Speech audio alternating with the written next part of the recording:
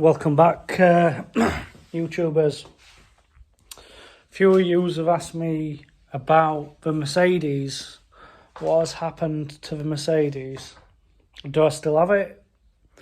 Top and bottom of it is, with everything I've got, between work, trying to have an home life to try and get through the salvage I've got, as well as doing bits on the RS Turbo, not a lot's happened with it, to be honest. It's just sat there.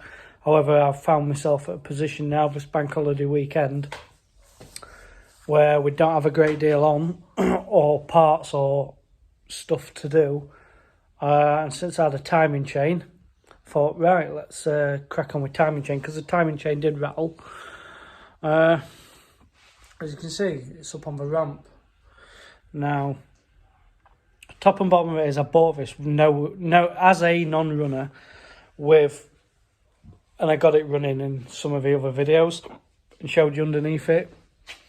It was always a gamble. Guy told me timing chain needed doing, so it is what it is. I'm still happy with the car. I'm not disheartened with the car. Basically, over the weekend my mate come round and we had a good few hours getting the timing chain off. Now we was going to change it by feeding the chain round. So basically cut the old chain, link it up with a split pin, hold tension on it, and then the other person rotate the pulleys, and we would have fed the new chain round, linked it up, etc, etc.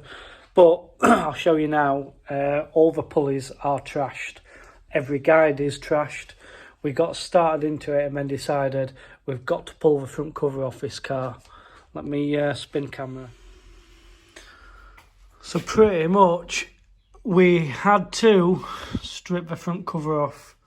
So the front cover on these has the oil pump built into the back. This is obviously looking from the back end with the oil pickup strainer. So as you can see, the oil pickup strainer, you have to take the sump off to get this off.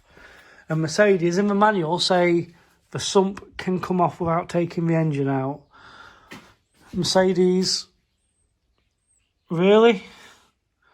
This doesn't unbolt, but the sump can come off. There's no possible way you can take the sump off without taking the engine out. It's not possible. What we managed to do was undo. Basically, we stripped it all off, and it has a big power steering pump pulley around here. So we had to undo. To get this pulley off, we had to take the inlet manifold all off, which was a nightmare on its own. By the time we got that off, we could get into this. So we end up pulling the power steering pump pulley off to be able to get the cover off. To get the cover off, you have to drop the sump to do that pickup pipe, which is a nightmare. As you can see here, for damage, I mean, this is the drive for the distributor. It's absolutely laughable. How this car even still ran and turned the distributor, I don't know. So we've got that damage. We've also got these pins. These pins here hold a plastic guider. And I'll show you a plastic guider, what we took out. That's what's left of it. And then obviously we've got one of the guide rail, which is, again, it's a genuine Mercedes part and it's dead. We've also got, that's the inlet camshaft pulley. Come down here.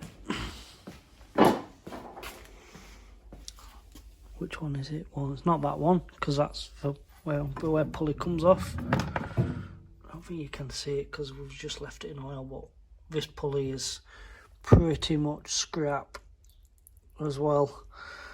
So essentially all of the gears on this. Let me see if I can drop this car down to show you. It's got to come down anyway.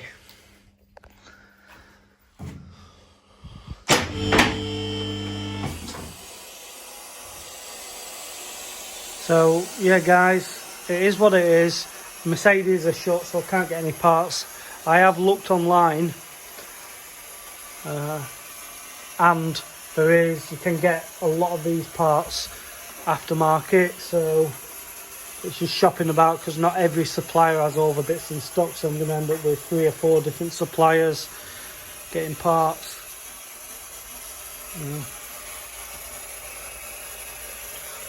Super cool, these seats, really love them. There's a back bumper trim I bought just as and when stuff comes up because mine's got scuff. I think that's low enough now, we can get bonnet open.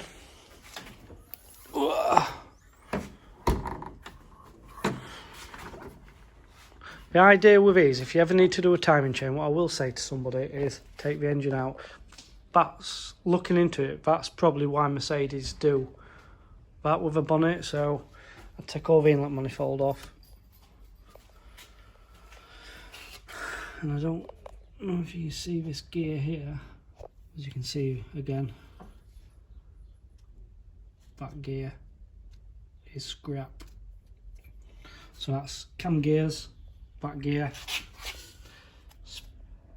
speedo gear. Then I need to get the 2 pencil there and the guide. I'll also need another gear for here, for the crank timing. This actually does have a Woodruff key. Let me see where it drops in. I say it does. Could I get that 180 out? No, you can't. I don't think so. 190, 180, 270, 360 now. That's definitely just for one spline. So yeah, as well as a full gasket kit, but now it's done all that damage and it's pretty much out. I'm at the point now, do I just pull the lot, put a set of rings in, big ends and mains? I have checked the valve clearances as well before we stripped it and made a note. So exhaust, you can see 0.25 to 0.35 tolerance. You can see 0.18, so they've tightened up, pretty much all tightened up, bar number 1.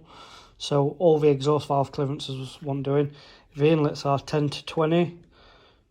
Pretty much, they're all within spec, but, you know, I'll leave number 1 and probably number 2, but what I will do, number 3 and 4, I will take the shims out and see if we can get, you know, them a little bit more loose. Although they are within spec, they are, if anything, we're just going to tighten up over time. So if I can just give them a little bit of tolerance for future, I will. But yeah, there it is, guys. Not a lot to report, but I can actually get put in with a box of bits. So that's the top timing chain guide rail. That's actually all right, to be honest. That's probably one of the only things I'm not going to change. Everything was bagged up as we took it off. These Sealy bags, just power steering pump bolts, bagged them up because I don't know how long this is going to be in bits. All these caps, luckily they're numbered. So if you see here, 10, 8. So we can't get this wrong. However, I did take a picture on my phone of how everything was in situ number wise.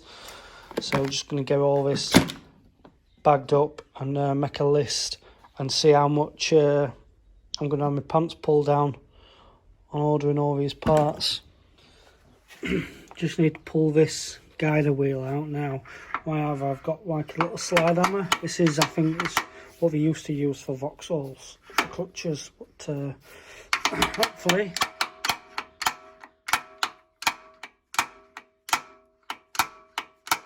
it'll come. Sorry guys, I had to put the camera down then. Wasn't coming. So yeah, little slide hammer which takes a bolt inside just to be able to pull that pin out. Just pull this tooth out so you can see here now how much wears on that gear. Luckily, I want to get them all off so I can look at the part numbers and cross-refer to make sure I'm getting the right gears.